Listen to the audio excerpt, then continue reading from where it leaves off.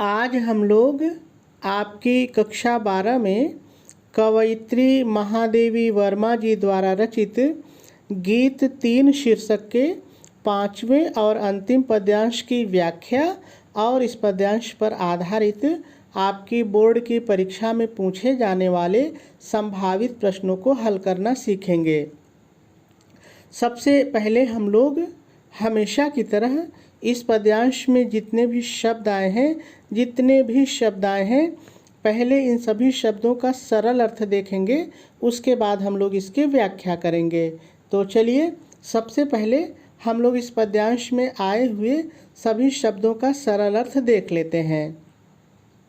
विस्तृत, विस्तृत माने विशाल या दूर तक फैला हुआ, विशाल या दूर तक फैला हुआ, ठीक है। नभ, देखिए नभ माने होता है आकाश, लेकिन हम यहाँ पर नभ की जगह एक बार आकाश रखेंगे और एक बार कवयित्री के लिए संसार भी कहेंगे, ठीक है। वैसे नभ माने आकाश होता है। का सरल है, कोई दिक्कत नहीं है। कोई मतलब कोई भी, कोई मतलब कोई भी। कोना, देखिए किसी भी स्थान का वह भाग जो सबसे किनारे होता है हम लोग उसको कोना कहते हैं, तो आप कोना कह लीजिए, स्थान कह लीजिए, कोई दिक्कत नहीं है, ठीक है। मेरा, देखिए मेरा सरल है, ऐसे ही रहेगा, लेकिन ये जो मेरा शब्द है ये बदली के लिए भी आया है और कवयित्री के लिए भी आया है, तो हम लोग दोनों के लिए इसका प्रयोग करेंगे, ठीक है। बदली के लिए भी और कवयित्री के लिए भी। न मतलब नहीं, न माने नहीं। कभी मतलब कभी भी, कभी मतलब कभी भी, ठीक है। अपना होना सरल है, कोई दिक्कत नहीं है। आप कहते हैं किसी भी चीज़ के लिए कि मेरी अपनी नहीं है, तो वही है अपना होना, सरल है, कोई दिक्कत नहीं है। परिचय, देखिए परिचय का मतलब होता है पहचान, लेकिन आप परिचय कह के ही व्याख्या कर लीजिए, कोई दिक्कत नहीं है, क्योंकि परिचय शब्द भी सरल है, ठीक है। इतना मतलब इतना ही, इतना मतलब इतना ही। इतिहास, ये सरल है, कोई दिक्कत नहीं है। यही, ये भी सरल है। उमड़ी, देखिए उमड़ी का जो अर्थ है बदली के लिए है उमड़ना या बनना या निर्मित होना, तीन में से जो आपको अच्छा लगे उसको लेकर व्याख्या कर लीजिए, ठीक है। लेकिन कवयित्री के लिए उमड़ी शब्द का मतलब होता है आना, यानी संसार में जो आई थी या जन्म ली थी, तो जन्म लेना या आना, ठीक है। कल सरल है, थी ये भी सरल है। मिट, देखिए बदली के लिए इसका मतलब है मिट जाना, यानी बरस करके जो बदली मिट जाती है, समाप्त हो जाती है, वो होता है। और कवयित्री के लिए इसका मतलब होता है चले जाना, संसार से मर कर के चले जाना, ठीक है। तो समझ में बात आ रही होगी। आज चली सरल है, कोई दिक्कत नहीं है, यदि थोड़ा बहुत बदलाव करना होगा तो हम लोग व्याख्या करते समय कर लेंगे। तो सभी शब्दों का सरल अर्थ हो गया। अब हम लोगों को इसकी व्याख्या करनी है, तो देखिए सबसे पहले हम लोग इसका संदर्भ और प्रसंग लिखेंगे, उसके बाद हम लोग इसकी व्याख्या करेंगे, क्योंकि आपके बोर्ड के पेपर में कभी कभी संदर्भ और प्रसंग लिखने के लिए भी आ जाता है, ठीक है। तो चलिए सबसे पहले हम लोग इसका संदर्भ लिख लेते हैं। आप संदर्भ हेडिंग डालेंगे, डैश डालेंगे और डैश डाल करके लिखेंगे प्रस्तुत पद्यांश हमारी पाठ्य पुस्तक हिंदी के। देखिए यदि आप कला वर्ग के विद्यार्थी हैं तो हिंदी के ही लिखेंगे, क्योंकि आपकी किताब का नाम हिंदी होता है। लेकिन यदि आप विज्ञान वर्ग के विद्यार्थी हैं तो आप लिखेंगे सामान्य हिंदी के, क्योंकि आपकी किताब का नाम सामान्य हिंदी होता है, ठीक है। सामान्य हिंदी के काव्य खंड में संकलित गीत 3 शीर्षक से उद्धृत है।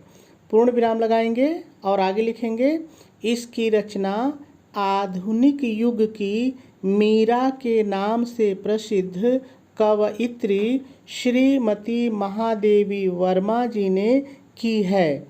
फिर पूर्ण विराम लगाएंगे और आगे लिखेंगे यह पद्यांश उनके काव्य ग्रंथ सांध्य गीत से लिया गया है, ठीक है। पूर्ण विराम लगा देंगे और आपका संदर्भ पूरा हो जाएगा। चलिए अब हम लोग प्रसंग लिखते हैं। आपको पता है कि प्रसंग में हम लोग वही चीज़ लिखते हैं जो व्याख्या की मुख्य बात होती है, या आप ये कह लीजिए कि पद्यांश में जो कवित्री या कवि होते हैं जो अपनी भावना को व्यक्त करते हैं वो चीज़ लिखते हैं। तो चलिए इसका क्या प्रसंग होगा, ध्यान से सुनिए। आप प्रसंग हेडिंग डालेंगे, डैश डालेंगे और डैश डाल करके लिखेंगे, प्रस्तुत पद्यांश में कवयित्री महादेवी वर्मा जी स्वयं के जीवन की तुलना जल से भरी हुई बदली से करती हुई बादलों के माध्यम से संसार की क्षणभंगुरता का वर्णन किया है। ठीक है, और पूर्ण विराम लगा देंगे। देखिए, क्षण भंगुरता का मतलब होता है नश्वरता, यानी कि ये जो संसार है ये नश्वर है, यहाँ पर जो भी लोग आए हैं एक दिन मर के चले जाएंगे, उसी को क्षण भंगुरता कहते हैं। ठीक है, तो इस तरह से आपका प्रसंग भी पूरा हो गया। चलिए अब हम लोगों को इस पद्यांश की व्याख्या सीखनी है। तो देखिए, हम लोग इस पद्यांश की व्याख्या को 2 बार सीखेंगे, तो आप दोनों ही बार की व्याख्या को ज़रूर देखिएगा, क्योंकि दोनों ही बार की व्याख्या में आपको निश्चित रूप से कुछ न कुछ नया सीखने के लिए ज़रूर मिलेगा। ठीक है, तो चलिए सबसे पहले हम लोग विस्तार से इस पद्यांश की व्याख्या को सीखते हैं और जानते हैं कि आखिर इस पद्यांश में है क्या।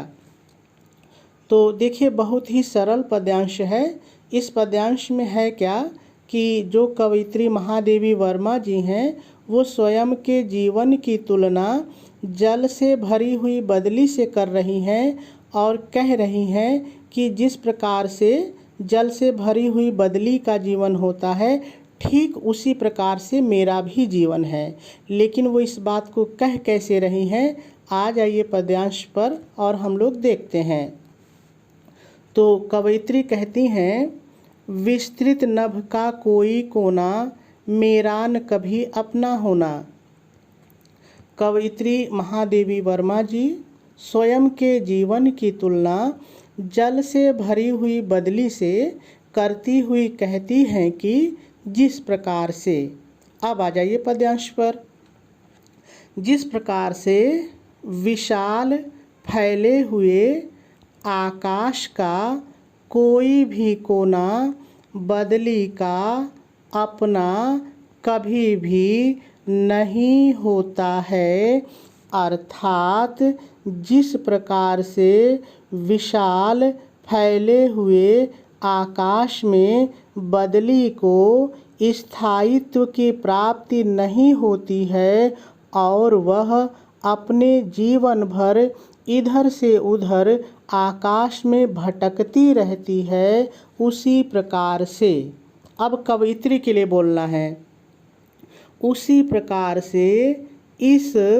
विशाल संसार का कोई भी कोना मेरा अपना कभी भी नहीं हुआ, अर्थात मुझे भी बदली की तरह ही इस संसार में कभी भी स्थायित्व की प्राप्ति नहीं हुई। ठीक है, और पूर्ण विराम लगा देंगे। चलिए आगे देखिए, परिचय इतना इतिहास यही उमड़ी कल थी मिट आज चली।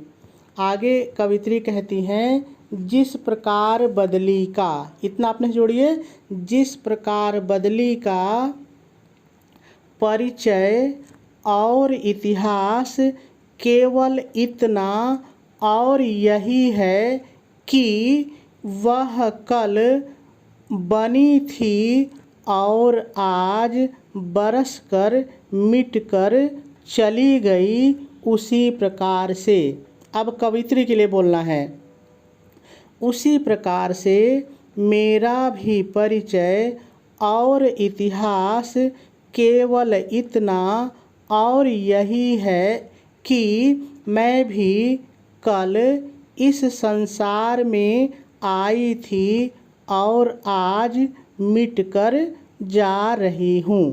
पूर्ण विराम लगा देंगे और आपकी व्याख्या पूरी हो जाएगी। ठीक है, चलिए अब हम लोग एक एक शब्दों का प्रयोग करके पुनः इसकी व्याख्या को सीखते हैं।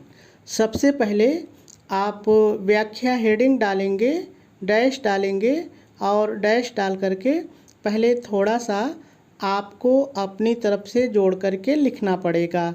आपको अपनी तरफ से क्या जोड़ करके लिखना पड़ेगा, ध्यान से सुनिए। प्रस्तुत पद्यांश में कवयित्री श्रीमती महादेवी वर्मा जी स्वयं के जीवन की तुलना जल से भरी हुई बदली से करती हुई कहती हैं कि जिस प्रकार से, अब आ जाइए पद्यांश पर। जिस प्रकार से विशाल फैले हुए आकाश का कोई भी कोना बदली का अपना कभी भी नहीं होता है। अब आपको अपने से जोड़ के लिखना है, अर्थात जिस प्रकार से विशाल फैले हुए आकाश में बदली को स्थायित्व की प्राप्ति नहीं होती है और वह अपने जीवन भर आकाश में इधर से उधर भटकती रहती है, उसी प्रकार से, अब कवियत्री के लिए बोलना है, उसी प्रकार से इस फैले हुए संसार का कोई भी कोना मेरा अपना कभी भी नहीं हुआ। अर्थात मुझे भी इस संसार में बदली के समान ही स्थायित्व की प्राप्ति कभी भी नहीं हुई। ठीक है, और पूर्ण विराम लगा देंगे। चलिए आगे देखिए। फिर पहले थोड़ा सा अपनी तरफ से जोड़ के लिखेंगे, जिस प्रकार बदली का, इतना अपने से जोड़िए। जिस प्रकार बदली का परिचय तथा इतिहास केवल इतना और यही है कि वह कल बनी थी और आज बरस कर मिट करके जा रही है, उसी प्रकार से। अब कवित्री के लिए बोलना है, उसी प्रकार से मेरा भी परिचय और इतिहास केवल इतना और यही है कि मैं भी कल आई थी और आज इस संसार से मिट करके जा रही हूँ। पूर्ण विराम लगा देंगे और आपकी व्याख्या पूरी हो जाएगी। अब हम लोगों को इस पद्यांश का काव्य सौंदर्य और इस पद्यांश पर आधारित आपकी बोर्ड की परीक्षा में पूछे जाने वाले संभावित प्रश्नों को हल करना सीखना है। तो चलिए सबसे पहले हम लोग इसका काव्य सौंदर्य देख लेते हैं।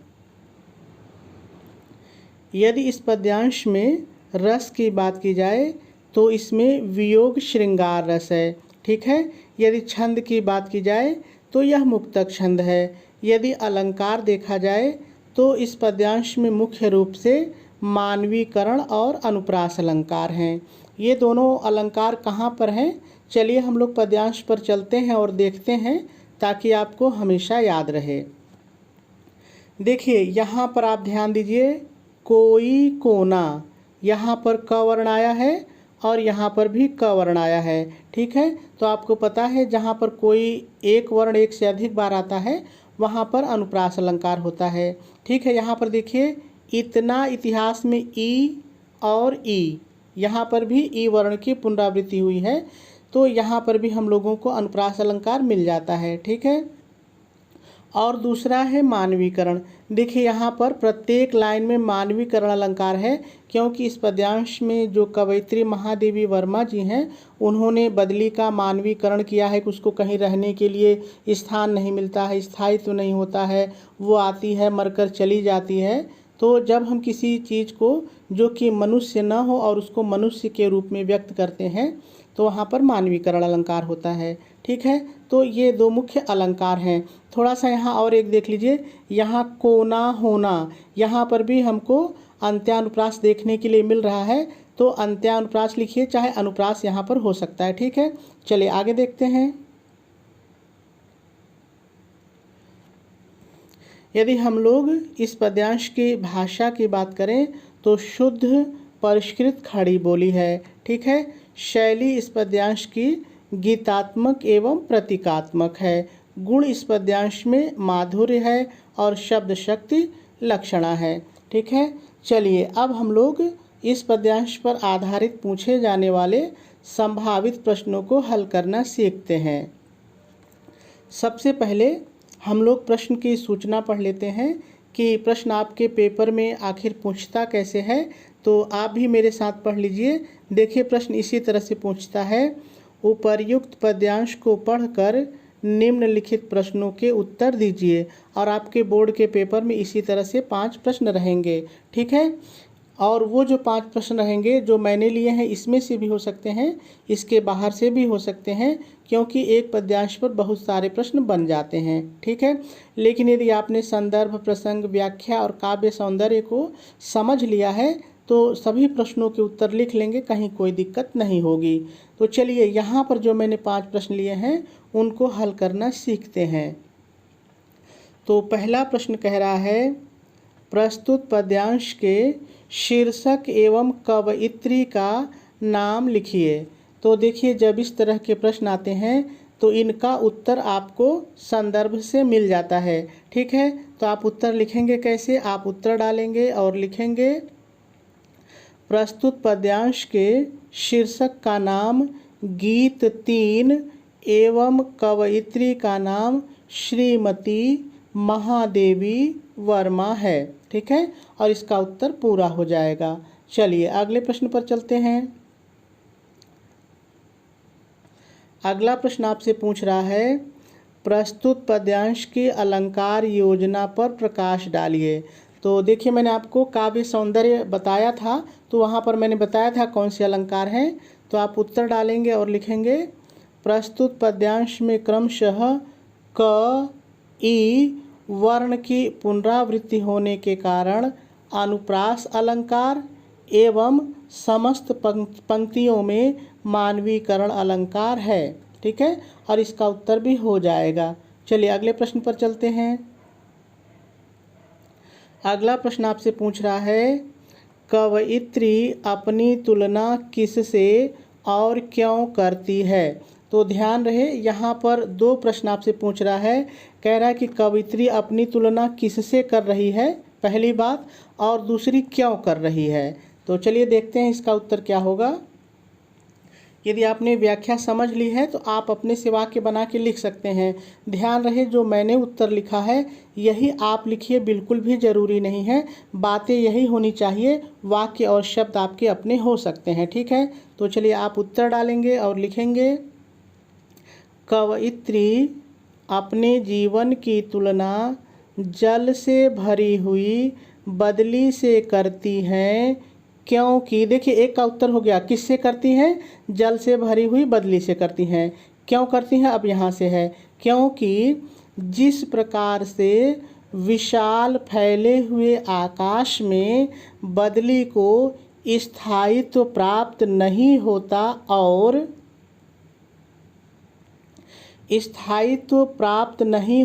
और उसका परिचय तथा इतिहास मात्र इतना होता है कि वह कल आई थी और आज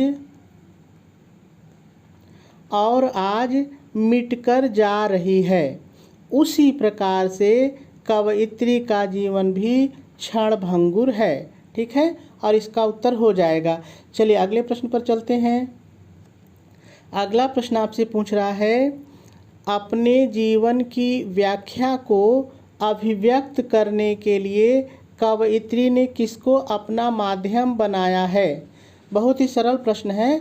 कवयित्री ये प्रश्न पूछ रहा है कि कवयित्री ने जो उनके मन की बातें हैं, जो उनकी अभिव्यक्ति है, वो किसके माध्यम से कर रही हैं। तो क्या उत्तर होगा? देखिए, आप उत्तर डालेंगे और लिखेंगे, अपने जीवन की व्याख्या को अभिव्यक्त करने के लिए कवयित्री ने आकाश में रहने वाली जल से भरी हुई बदली को अपना माध्यम बनाया है। ठीक है, और इसका उत्तर हो जाएगा। चलिए एक बार मैं फिर से पढ़ देता हूँ।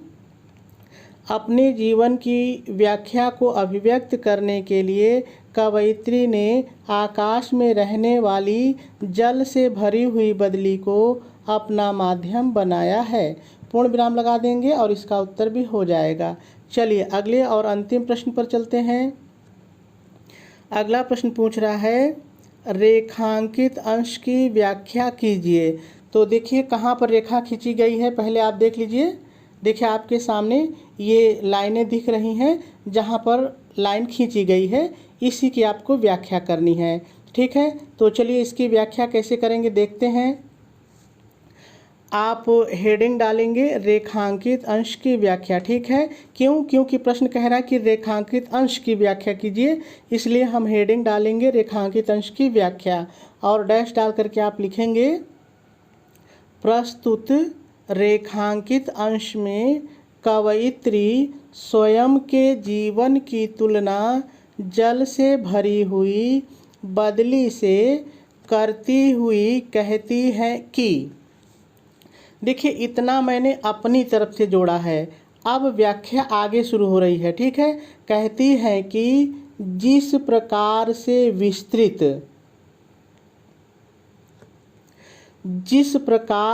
विस्तृत क्षेत्र में फैले हुए आकाश में कोई भी कोना बदली का अपना नहीं होता है, अर्थात उसे कभी भी स्थायित्व की प्राप्ति नहीं होती है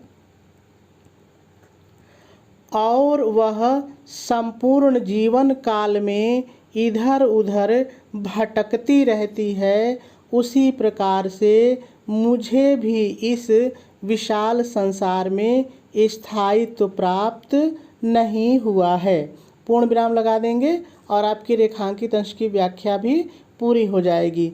तो मेरे ख्याल से बात आपको समझ में आ गई होगी।